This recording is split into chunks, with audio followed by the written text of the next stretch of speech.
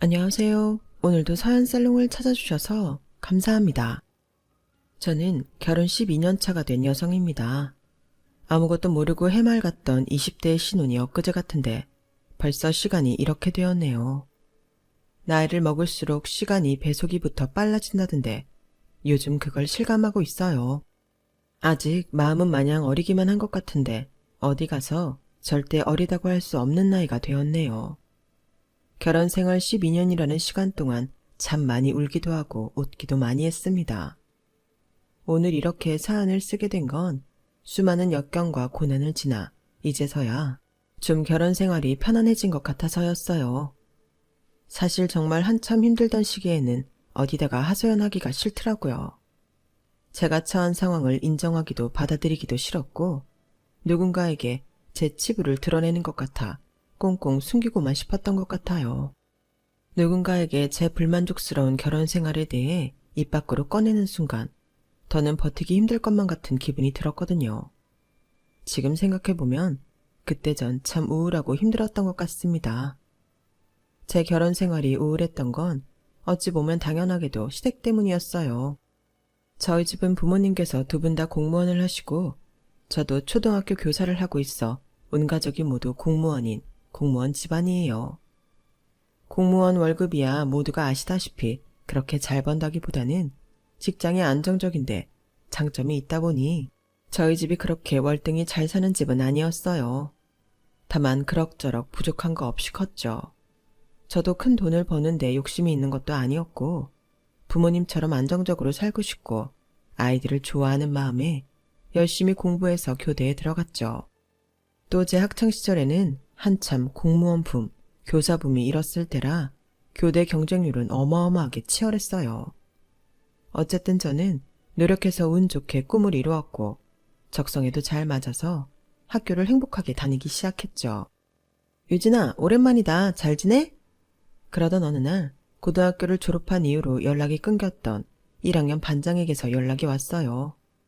학교를 다니던 중엔 친했었는데 제가 무슨 일이 있어도 교대를 가겠다고 재수를 하는 바람에 몇몇 친구들과 연락이 끊겼었거든요.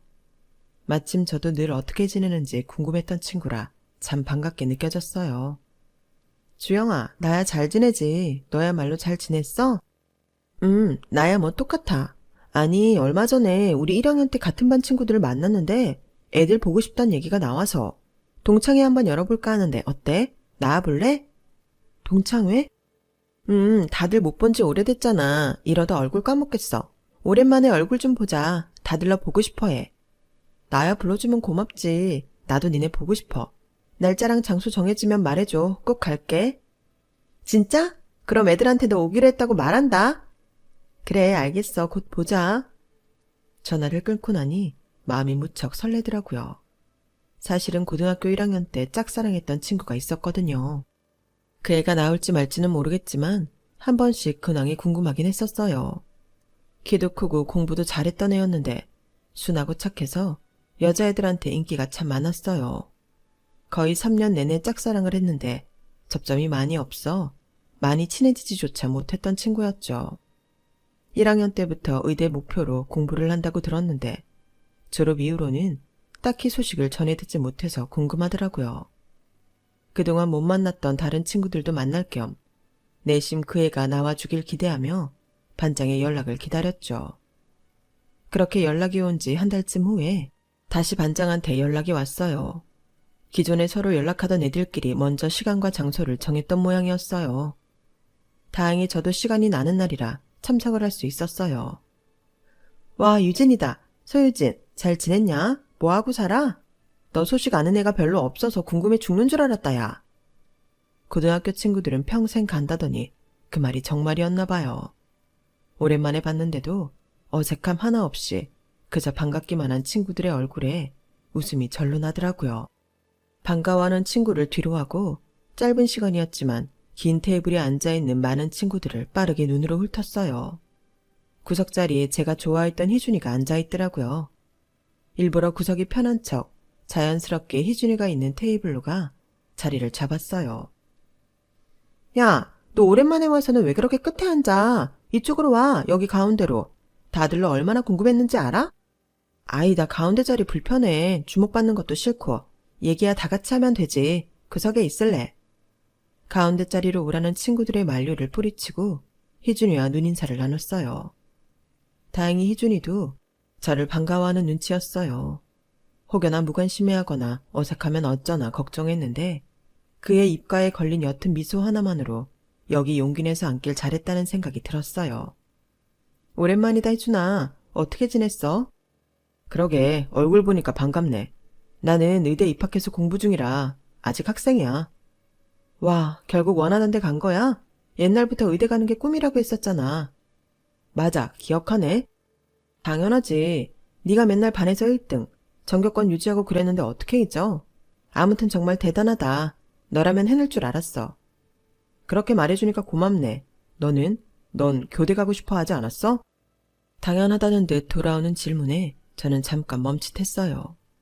희준이가 설마 제 장래 희망을 기억하고 있을 줄은 몰랐거든요. 희준이랑은 1학년 때만 같은 반이었고 2, 3학년 때는 문과 이과로 나뉘어져서 같은 반이 되지 못했거든요. 희준이야 워낙 전교권에서 노는 공부 잘하기로 유명한 애였으니 제가 기억하는 걸 이상하게 생각하지 않았겠지만 저는 평범한 애였기 때문에 희준이가 그걸 아직 기억하고 있다는 게 기분이 묘하더라고요. 맞아, 기억하네? 내가 말한 적이 있었나? 예전에 당연히 기억하지. 나 반에 친한 사람 별로 없었잖아. 사실은 저도 희준이랑 친하다고 생각해 본 적은 없었는데 희준이는 나름대로 저를 친하다고 생각했던 모양이었어요. 전혀 생각도 못했던 희준이의 생각을 들으니 가슴이 마구 뛰었어요. 반 친구들은 제게 몇 번 관심을 주다가 몇 시간이 지나니 결국 가운데 테이블에 앉은 친구들끼리 이야기를 나누게 됐어요. 저와 희준이 옆자리에 앉은 친구들은 흥이 많은 친구들이라 테이블을 비우고 이리저리 술을 마시러 다니느라 둘만 남은 시간이 많았죠. 그래서 이런저런 이야기들을 하게 됐어요. 첫사랑은 오랜 시간이 지나고 다시 만나면 환상이 깨지니 다시 만나지 말라는 말도 있는데 저는 환상이 깨지기는커녕 더 좋아지더라고요. 자기가 하고 싶었던 걸 이뤄내고 더 높은 목표를 향해 나아가는 모습도 멋있고 여전히 사근사근한 성격도 좋았어요. 어린 시절의 감수성을 다시 되찾는 느낌이더라고요. 너는 그럼 지금은 어디 쪽에 살아? 나는 우리 다녔던 학교 근처에 있는 스카이 상가 알지? 그쪽 아파트에 살아. 진짜? 나는 거기 길 건너편에 있는 오피스텔에 사는데. 뭐? 정말? 원래 고등학교 졸업하고 이사 갔었는데 나 지금 다니는 학교가 거기랑 더 가까워서 다시 이사 왔어.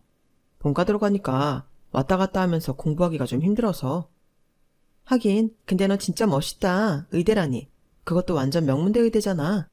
어릴 때도 공부 잘하긴 했지만 그럼 공부하느라 평소에는 시간이 별로 없겠네. 그래도 뭐 가끔 이렇게 나와서 밥 먹고 할 정도는 돼. 의대에 다닌다는 건 정말 멋있고 동경할 만한 일이었지만 한편으로는 아쉬운 마음이 들었어요. 집도 가깝다는 걸 알게 되니 희준이랑 조금 더 친해지고 싶었는데 고등학교 때보다도 더 공부하느라 바쁜 애를 자꾸 불러내는 것도 민폐일 것 같아서 조심스럽더라고요. 그렇게 저희 사이에 할 말이 끊겨 침묵이 맴돌고 있는데 갑자기 희준이가 입을 열었어요. 내일 저녁에 뭐해? 저녁에? 뭐 없는데? 내일도 저녁 같이 먹을래? 그래도 돼? 안 될 거 없지. 너 바쁘잖아. 아까 공부 때문에 바쁘다고. 너랑 밥 먹을 시간은 있어. 희준이는 담백하게 다음 약속을 잡는데 얼굴이 터질 것 같았어요. 그 다음 날도 하루 종일 얼굴에 오른 열을 식히려고 물을 엄청나게 마셨죠. 그렇게 다음 날 저는 희준이를 만났고 얼마 안 가 저희는 연애를 시작하게 됐어요. 나중에 알게 된 사실이지만 희준이도 저를 마음에 두고 있었다고 하더라고요. 고등학생 때는 연애를 하면 공부에 방해된다는 생각에 쉽사리 다가가지 못하고 대학교에 입학하고 나서는 정신없이 시간이 흘러가서 잊고 있었는데 다시 저를 만나니 감회가 새로웠다고요. 희준이를 만나고 나서 저도 좋긴 좋았지만 사실상 저희가 알콩달콩 데이트를 즐길 수 있는 시간은 얼마 없었어요. 하지만 저도 제 시간이 중요한 사람이라 너무 붙어있는 연애보다는 각자 열심히 자기 개발을 하다가 한 번씩 쉴 때 서로를 찾는 연애 방식이 잘 맞았어요. 그렇다 보니 자연스럽게 희준이와는 연애를 꽤 오래 하게 되었고 시간이 흐르고 흘러 희준이가 의사 면허를 따고 대학병원에 들어가게 되었죠. 유진아, 우리 결혼할래? 응? 나 너랑 결혼하고 싶어. 퇴근하고 집에 들어가면 네가 있었으면 좋겠어. 희준이는 처음 다시 만나게 됐던 그날처럼 청혼도 담백하게 예상치 못한 순간에 했어요.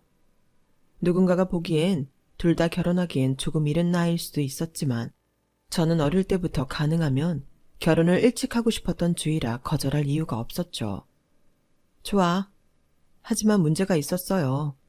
저야 교사생활 연차가 쌓여 적은 돈이지만 꾸준히 모아둔 게 있었지만 희준이는 오랜 기간 공부를 하고 이제야 인턴이 된 터라 수중에 모아둔 돈이 없었거든요. 괜찮아. 나 결혼하고 싶은 여자 있다고 하면 부모님이 어떻게든 도와주시겠지. 내가 곧 벌어서 갚으면 되고. 잠깐만, 그게 무슨 소리야? 부모님이 우리 만나는 거 모르셔? 아직 말을 안 했어. 뭐? 왜? 벌써 희준이와 만난 지도 3년이 다 되어가던 시점이었어요. 그런데 아직도 부모님께서 제 존재를 모른다니 믿어지지가 않았어요. 저희 집에서는 희준이를 예뻐라 하며 혼자 사는 희준이를 위해 엄마께서 갖가지 반찬을 싸보내기도 하고 희준이를 불러다 고기를 구워 먹인 적도 있었거든요.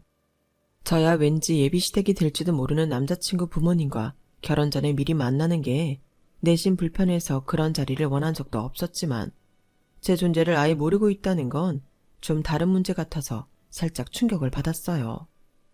제 반응을 본 희준이는 약간 곤란하다는 듯한 얼굴을 했어요. 엄마는 내가 연애를 하면 일에 방해가 된다고 생각할 수도 있으니까 굳이 신경 쓰이게 하기 싫어서 얘기 안 했어. 말 안 하는 편이 우리한테 더 편하기도 하고 결혼할 때 되면 말하려고 했어. 그래서 이제 말하려고 하는 거야. 희준이네 부모님, 특히 어머님은 예전부터 자식 교육열에 미친 극성엄마로 유명하긴 했어요. 희준이가 제게 학창시절 내내 아무런 관심을 표하지 못한 이유 중 하나가 어머니라고 했을 정도였으니까요. 머릿속으로 아예 이해가 되지 않는 건 아니었지만 아무리 그렇다고 해도 서운한 감정이 드는 건 어쩔 수 없었어요. 제가 속이 상한 걸 눈치챈 희준이가 저를 그날 내내 달래주어 겨우 속이 풀렸죠. 제 존재를 그렇게 청천벽력같이 갑자기 공개해야 한다는 게 제 입장에선 조금 부담이 됐어요. 옛날부터 희준이네 집은 어느 정도 잘 사는 걸로 유명했거든요. 저도 어디 가서 공무원 집안의 초등학교 교사라고 하면 부러움의 시선도 받곤 했었지만 잘 사는 집안의 의사인 희준이와 비교한다고 생각하니 조금 제 자신이 초라하게 느껴지더라고요. 제 스스로도 이렇게 느끼는데 어머님은 어떻게 생각할까 상상하니 숨이 막혔어요. 희준아, 우리 결혼 다시 생각해볼까? 아직 너무 이른 나이이기도 하고 요즘은 다 30대 넘어서 하는 게 이상하지도 않던데. 왜 그래? 나랑 결혼하기 싫어? 그건 아닌데 그냥 너희 어머니가 날 좋아하실까 싶어서. 사실 나도 그게 걱정이긴 해. 나한텐 너만한 사람이 없는데 엄마가 만나보지도 않고 널 평가해버릴까 봐. 그럼 나도 너무 화날 것 같아서. 그래도 직접 만나보면 좋아하실 거야. 너 같은 사람을 누가 싫어하겠어? 우리 집에 이렇게 착하고 예쁜 며느리가 들어오는데 경사지. 그렇게 말해줘서 고마워. 그렇게 저는 결혼 계획 시작부터 엄청난 부담감을 안고 시작해야 했어요. 하지만 생각보다 희준이가 말을 잘해준 건지 부모님께 인사드리러 가기 전까지 딱히 이렇다 할 재난이 일어나진 않더라고요. 희준이의 집 쪽이 조용한 걸 보니 희준이가 어떻게든 부모님을 잘 설득을 한 건가 싶은 생각이 들더라고요. 집안의 반대가 몰아칠 걸 예상해 마음의 준비를 단단히 하고 있었는데 고요하기만 하니 오히려 시간이 갈수록 마음이 덤덤해졌어요. 이러다 결혼까지 무사히 해내면 다행이고 반대하더라도 어떤 말에도 상처받지 않을 만큼 각오를 단단히 해뒀던 덕분이었어요. 그래서 희준이네 부모님께 첫 인사를 드리러 갈 때도 저는 마음이 한없이 차분해졌던 것 같아요. 처음 가보는 희준이의 본가는 생각보다 더 으리으리하더군요. 저도 사람인지라 그렇게 마음 컨트롤을 하고 갔는데도 막상 넓은 내부와 번쩍번쩍한 인테리어를 보니 내심 기가 죽는 건 어쩔 수가 없더라고요. 엄마, 여기가 유진이에요. 유진아, 우리 부모님이셔. 안녕하세요, 어머님 아버님. 그래 왔니? 희준이가 하도 네 얘기를 귀에 딱지가 않게 해대서 도대체 어떤 앤지 궁금했다. 당신도 참, 얼른 들어와요. 밥 다 식겠다. 시아버지는 인상이 참 좋은 분이셨던 반면 시어머니는 조금 예민하고 까칠해 보이셨어요. 그래도 시아버지와 희준이가 약간 냉랭한 분위기를 풀어주려 옆에서 많이 도와줘서 한결 나았어요. 부엌에 가니 집에 상주하는 도우미분께서 차려놓은 진수성찬이 차려져 있었어요. 그걸 보니 또 괜히 자신감이 떨어졌죠. 감사 인사를 하고 자리에 앉아 수저를 들고 식사를 시작하는데 어머님께서 저를 내내 빤히 쳐다보시더니 한마디 하셨어요. 아, 얼굴은 예쁘장하게 생겼네. 감사합니다. 어디 데리고 나가도 촌티나서 창피할 일은 없겠어. 엄마, 왜? 이쁘다고 칭찬하는데도 왜 나를 세우니? 이거 칭찬이야? 오해하지 마라. 네, 오해 안 해요. 감사합니다. 너도 알다시피 우리 집도 그럭저럭 괜찮게 사는 집안에 얘도 명색의 의사잖니. 다른 의사 아들이 있는 집은 다 중소기업 회장 소녀 같은 좀 사는 집 딸들이거나 같은 의사, 법조계 사람인데 너는 그에 비하면 솔직히 조건이 많이 딸리는 건 맞잖니? 엄마, 그런 얘기는 안 하시기로 했잖아요. 넌 좀 가만히 있어. 차라리 툭 까놓고 말을 해야 속이 시원해서 그래. 그러니까 내가 하고 싶은 말은 희준이가 내 아들이라서가 아니라 객관적으로 사회적으로 봐도 희준이가 아까운 건 사실이란 뜻이야. 저도 알고 있습니다, 어머님. 그래도 내가 허락해주는 건 희준이가 네 얘기를 하도 좋게 해주고 널 너무 좋아해서야. 알겠니? 나도 내 아들이 저렇게 좋다는데 괜히 뜯어 말렸다가 하나뿐인 아들 잃고 싶은 생각은 없어. 다만 쟤는 태어나서부터 우리 집의 자랑거리로만 살아왔는데 네가 거기에 유일하게 먹칠을 하는 거야. 다들 내 아들 의사라고 대단한 며느리 데려올 거라고 생각하고 있는데 평범한 공무원 지방 공무원 며느리라고 누가 생각이나 하겠어? 참, 어떻게 반박이라도 하고 싶은데 제가 어린애도 아니고 사회적으로 사람들의 시선이 어떨지를 알고 있으니 어머님 말씀에 반박을 하기가 힘들더라고요. 의사 사위 얻으려면 병원 한 채 지어줘야 한다는 우스갯소리도 들은 적이 있었고 솔직히 제 눈에도 희준이가 제게 과분한 사람이긴 했어요. 집 잘 살고 능력 있고 착하고 다정하게까지 한 남자인데 꼭 제가 아니어도 좋은 사람을 만나 결혼할 수 있는 남자란 생각이 들었거든요. 저에겐 희준이가 결혼 상대로서 최선의 선택이지만 희준이에겐 아닐 수도 있겠다는 생각이 문득 스쳤어요. 그날 이 대화 이후로 시부모님은 저를 딱히 불편하게 할 만한 대화는 안 하셨어요. 희준이가 워낙 눈 부릅뜨고 눈치를 주기도 했고 별로 그 이상 하고 싶은 이야기도 없어 보이셨어요. 그냥 제가 희준이에 비해 한없이 모자라다는 걸 한번 짚고 넘어가고 싶어 하셨던 것 같았어요. 그래서 저는 그냥 무조건 시부모님 마음에 들기 위해 잘해드려야겠다는 생각을 했죠. 이제 와서 희준이랑 헤어지고 싶은 마음은 조금 더 없었거든요. 조금 전에는 시부모님이 저를 정 안 좋게 보신다면 어쩔 수 없지, 등지고 살아야지 라고 다소 간단하게 생각을 했었는데 막상 만나 뵙고 나니 그러기가 힘들더라고요. 게다가 결혼이라는 게 각 집안의 행사이기도 한데 시부모님이 절 마음에 안 들어한다는 이유만으로 제가 먼저 등을 돌리는 건 희준이에게도 못할 짓인 것 같았어요. 저에겐 미워도 희준이에게는 소중한 부모님이니까요. 이왕이면 시부모님의 비위를 거스르지 않고 사이가 나아졌으면 했어요. 희준이 말대로 시간이 흘러 제가 어떤 사람인지 알게 된다면 시부모님도 저를 천천히 인정해 주시지 않을까 생각한 거죠. 미안해, 오늘 내가 그렇게 주의를 드렸는데도 속상했지? 아니야. 어머님 하신 말씀 중에 딱히 틀린 말도 없는데 뭐. 의사라고 하면 다 우러러보고 좋은 집안에서 데려가려고 하니까. 부모님 입장에서는 서운하고 아까우실 수도 있어. 내가 앞으로 잘해야지. 너무 무리는 하지 마. 우리가 뭐 죄지었어. 난 다른 건 몰라도 결혼은 진짜 사랑하는 사람하고 하고 싶어. 그게 너고. 나도 나 노력하는 거 다 너 때문이야. 내가 시부모님이랑 계속 갈등 일으키고 하면 중간에서 곤란할 거잖아. 최대한 잘해드려서 화목하게 관계를 이어나갔으면 좋겠어. 그렇게 생각해줘서 고마워. 나도 중간 역할 잘할 수 있도록 노력할게. 약간의 찜찜함이 남은 그날의 인사를 마지막으로 결혼 준비는 수월하게 진행이 되는 듯 했어요. 가장 걱정했던 상견례도 남편이 시부모님을 단단히 단속했는지 아무 탈 없이 지나갔어요. 애초에 그 자리에서 부모님들끼리 불편한 이야기가 오가지 않게끔 저희가 사전에 다 말을 맞추고 결혼 준비를 끝낸 상태라 가능한 일이었어요. 지빈이 혼순이 양가 부모님들의 도움을 비슷하게 받은 상태에서 해결했거든요. 남편 쪽이 더 잘 산다고 더 내는 것도 없었고 저희 집도 의사사위 얻었다고 더 내는 것 없이 평화롭게 결혼이 진행되었어요. 그래서 이제 결혼하고 나서 방심을 했던 것 같아요. 신혼여행을 다녀와서 찾아뵙고 인사를 드렸을 때도 결혼 후 첫 명절도 모두 무난히 흘러갔거든요. 딱히 저를 살갑게 대해주시지도 냉랭하게 대하지도 않으셔서 그냥 적당히 거리를 두시려나 보다 싶었어요. 오히려 그렇게 대하시니 어떻게 다가가야 할지 감이 안 오더라고요. 저랑 있으면 미소는 짓기는 하시는데 입가에 미세하게 경련이 있는 게 묘하게 불편해 보이시더라고요. 아버님은 시간이 지나면서 낯도 풀리고 편하게 대해주셨는데 자꾸 뒷걸음질 치는 듯한 어머니와의 관계가 저도 불편하게 느껴지기 시작했어요. 그래서 어느 날 남편이 병원에서 늦게 들어오는 날 어머님께 전화를 드렸죠.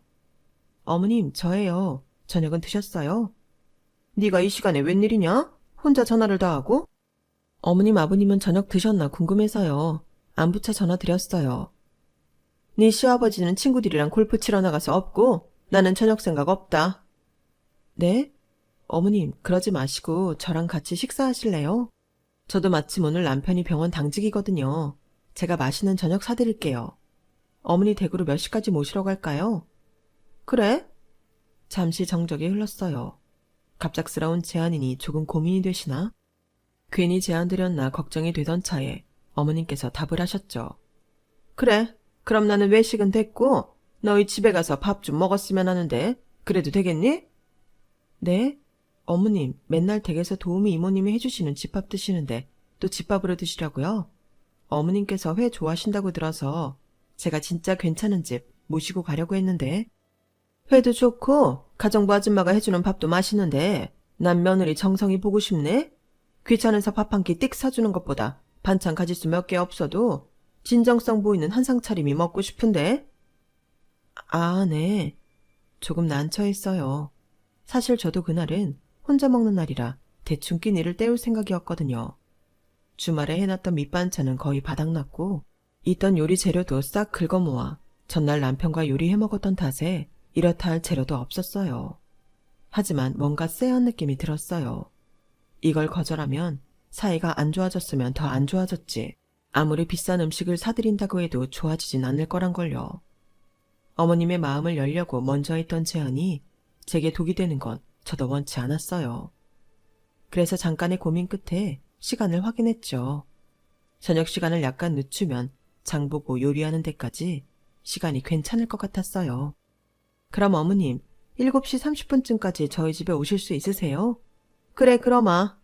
전화가 뚝 끊어졌고 저는 그 길로 차 키를 갖고 나가 대형 마트에 나가서 요리 재료를 사담았어요. 양손 가득 정신없이 쇼핑을 하고 집에 와서는 또 시간에 쫓겨가며 요리를 한 뒤 식탁에 세팅까지 마치는데 예상 시간을 딱 맞췄어요.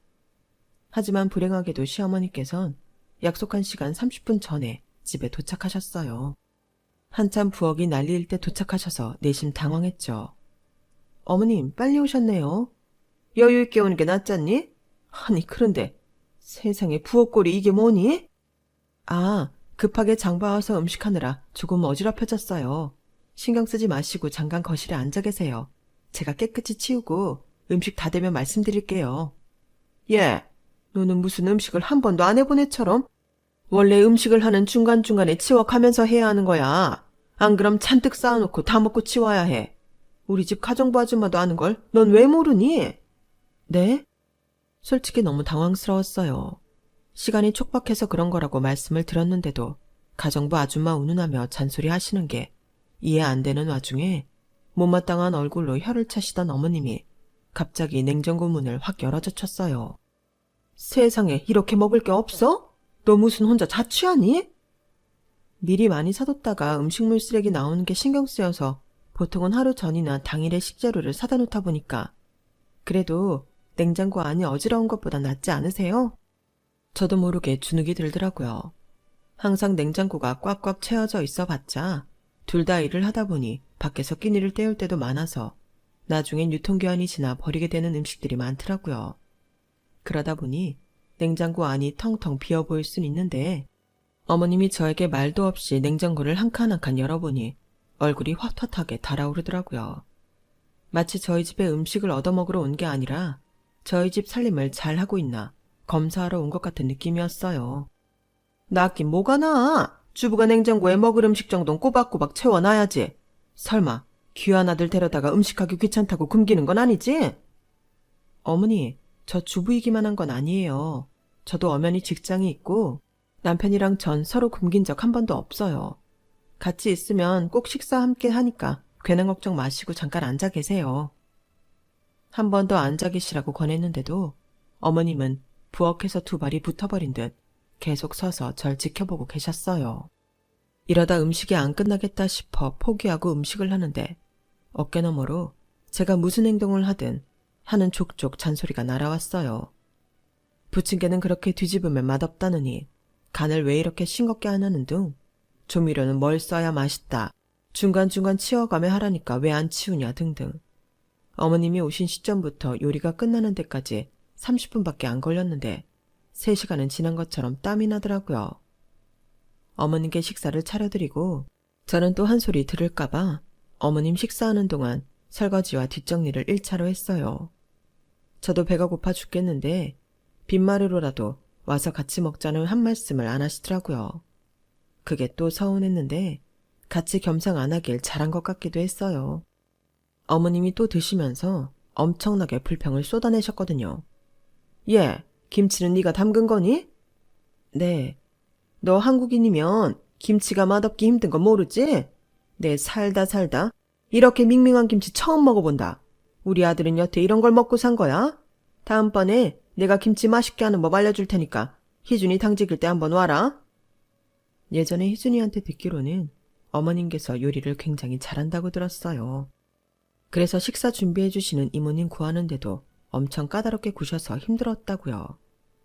저도 요리를 즐기지 않는 편은 아니라서 나름대로 그럭저럭 만들 줄은 알았는데 어머님 말씀대로 실력이 뛰어난 건 아니라서 짜증은 났지만 이런 기회에 배워둬서 나쁠 건 없겠다는 생각이 들기도 하더라고요. 네, 배우러 한번 갈게요, 어머님. 어머님이 다 드시고 나서야 저는 숟가락을 겨우 들 수 있었어요. 어머님은 먹은 접시도 그대로 두고는 시간이 늦었다며 휙 가버리셨어요. 어머님 배웅해드리고 먹던 밥 숟가락을 다시 쥐는데 제 처지가 어이가 없더라고요. 괜히 전화해서 이 고생을 사서한 느낌이 들어서 자책이 들었어요.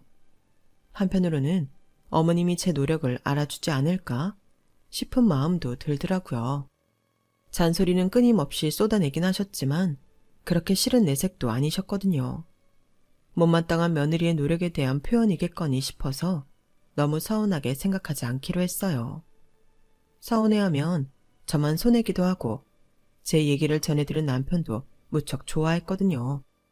여보, 정말이야? 어떡해, 너무 잘했어. 엄마랑 당신이랑 잘 지내면 더 바랄 게 없지. 엄마도 괜히 틱틱대시는 거야. 원래 좀 까칠하시잖아. 그래? 음식을 너무 맛없게 해드린 건가 싶어서 마음에 걸렸는데. 아니야, 엄마는 원래 웬만한 맛집 가도 그러셔서 신경 쓰지 마. 입맛이 까다로우셔서 입맛으로는 원래 만족시키기가 어렵다니까. 안 그래도 어머님이 김치 맛있게 하는 법 알려주신다는데 한번 가봐야 할까 싶어. 그래?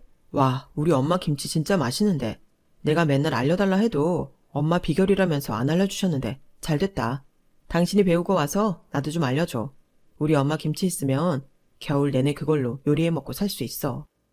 그 정도야? 알겠어. 시간 날 때 한번 배우러 다녀올게. 그렇게 자주 교류하다 보면 금방 친해질 거야. 노력해줘서 고마워, 여보. 한없이 좋아하는 남편을 보며 노력하길 잘했다는 생각이 들었어요. 시어머님이 불편한 것과는 별개로 결혼 후 남편과는 점점 사이가 애틋해지는 것 같았거든요. 잘해주던 남편이 결혼 후에 돌변한다던 어떤 여자들의 후기와는 달리 저희 남편은 여전히 바쁘긴 해도 쉬는 시간을 쪼개서라도 제게 신경을 많이 써주고 다정한 태도를 유지했어요. 그런 남편이었기에 제가 더 노력할 수 있었던 것 같아요.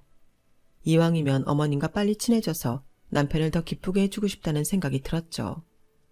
너무 머지않은 시간 내로 시어머니를 찾아뵈려고 했었는데 하필 애들 시험 기간이 겹쳤어요. 기출문제를 검토하고 문제를 만드느라 평소보다 정신이 조금 없던 기간이었어요.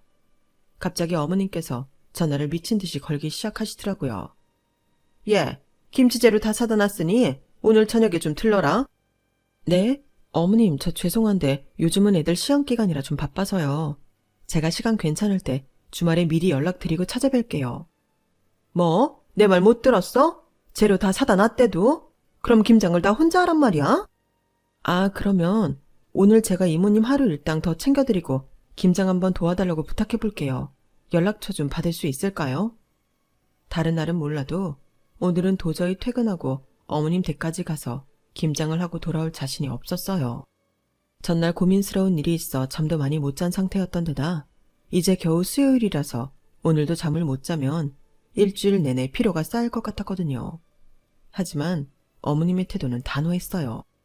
이모님 마침 오늘 휴일이야. 간만에 집에 없는 사람 다시 불러내라고? 믿었던 이모님마저 하필 이런 날 휴일이라니. 게다가 재료를 다 사다 놨다고 하셔서 거절하기도 여간 곤란한 상황이 아니었어요.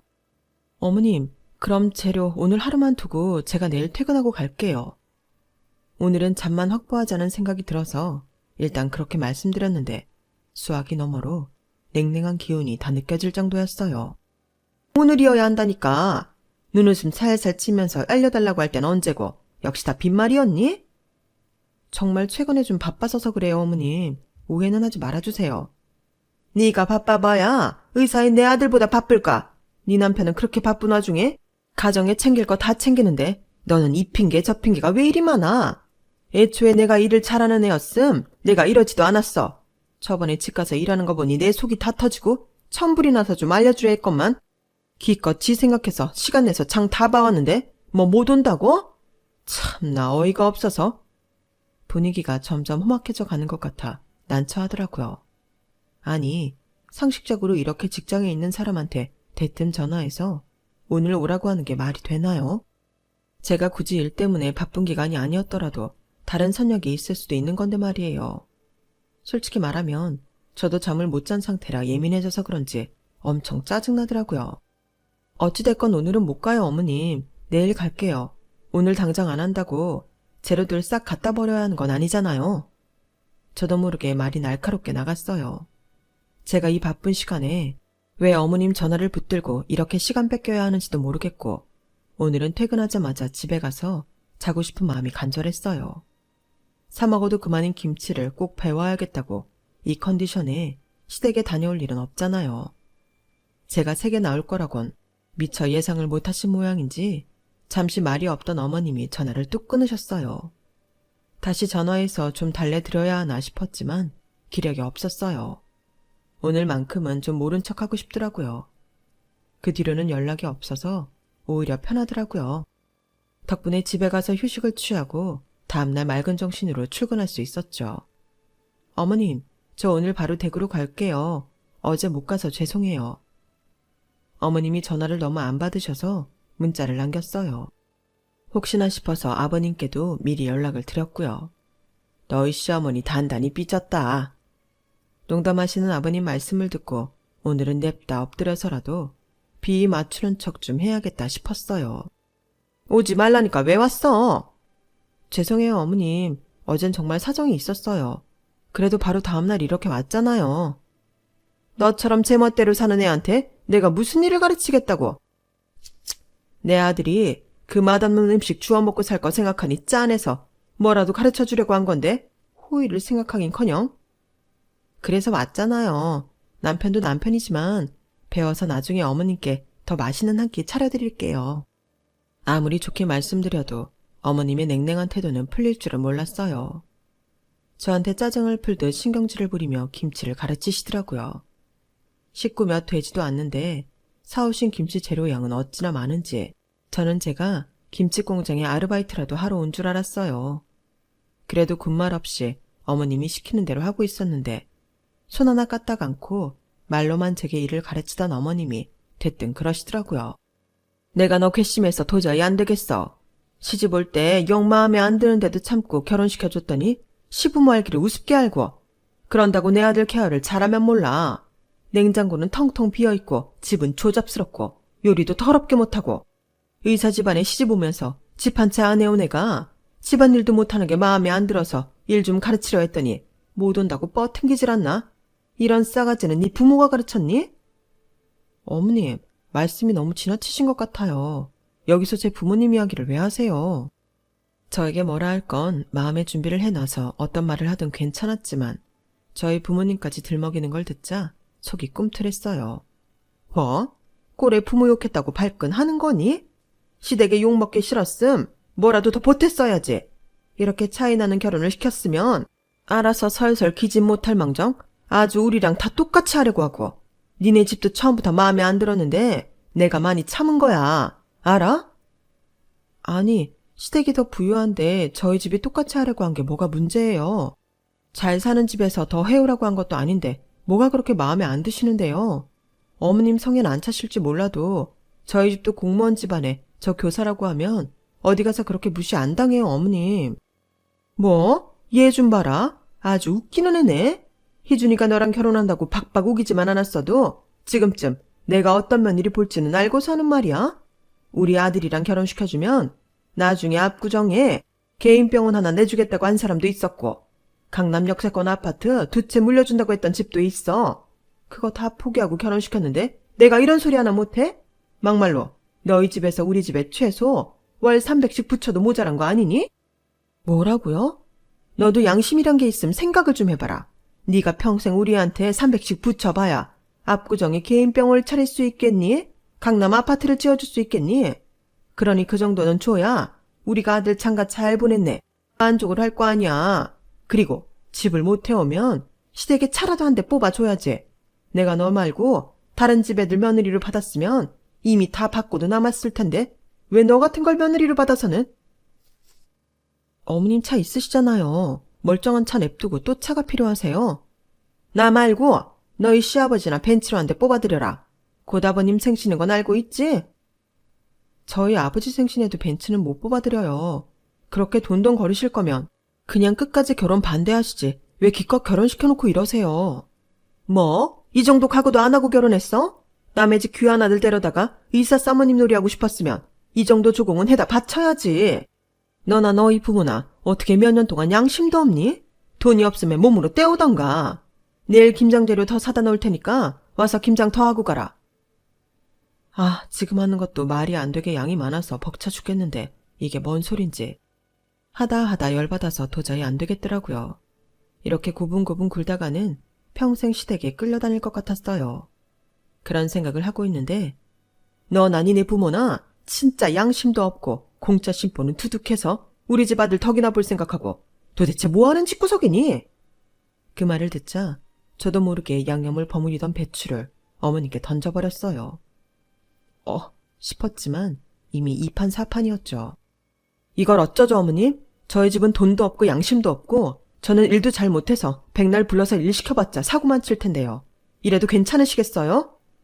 아, 너 지금 뭐 하는 거야? 아, 눈 매워, 눈 매워. 조준을 잘못해서 김치가 얼굴에 철썩 붙었다가 떨어졌는데 그 모습이 좀 웃겨서 저도 모르게 웃음이 터졌어요. 방방 뛰는 모습이 안쓰러워 물티슈 한 장 뽑아서 건네드리고 저는 바로 나갈 짐을 챙겼죠.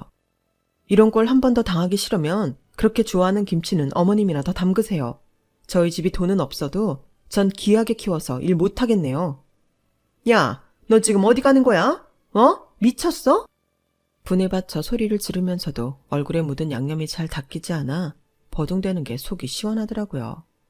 남편에게 미안하지만 저도 노력했는데 제게 돌아오는 대접이 겨우 이런 거란 걸 참을 수가 없었어요.